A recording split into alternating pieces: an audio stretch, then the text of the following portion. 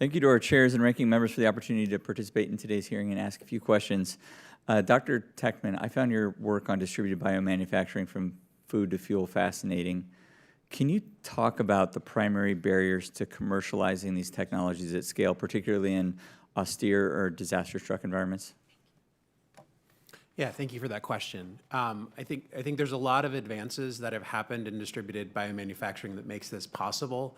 I think part of what some of the challenges are how we move from the very sterile lab environment that you might have, say, in a manufacturing facility to a field-forward or austere environment. So part of that is how do we make sure the biology is robust, and how do we create systems such as the bioreactors and other tools that can handle operating under that low power, low resource environments. And so I think there's a lot of advances, and we're very close to being able to do that. But part of that is both better engineering the biology to be robust, and then making sure that we have the engineered systems to be able to operate in an autonomous manner.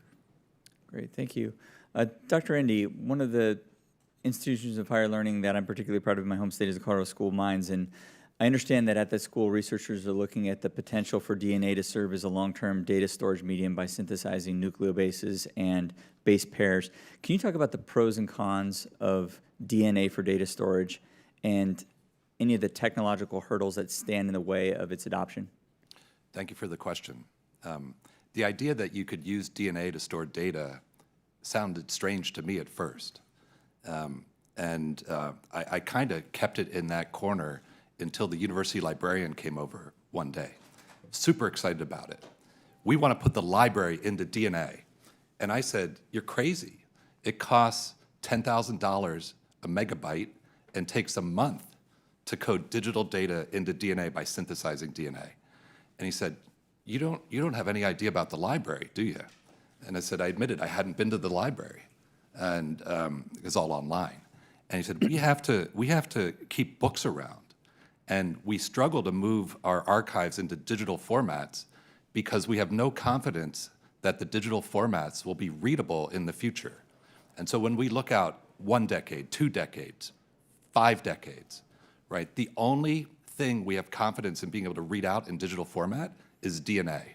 It solves our long-term strategy for storing data. Mind-blowing to me.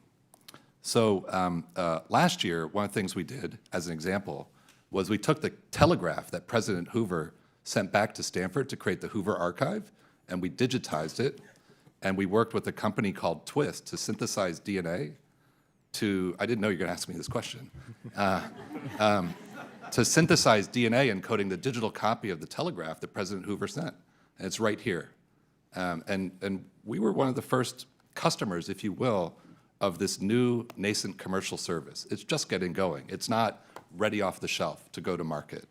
It probably would require about $250 million of investment in R&D to make this a reliable data storage service, and the DNA Data Storage Alliance is the industry group working to make that happen.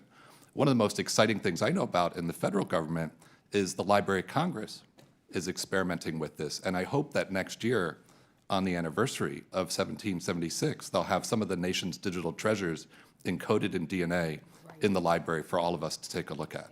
And this DNA storage technology medium would last for thousands of years, conceivably? Yes. The way it works is just, DNA is not alive in this case, just a polymer, it's just a tape. You put it in the dark and it's dry and it's stable for about 1,000 years in this format.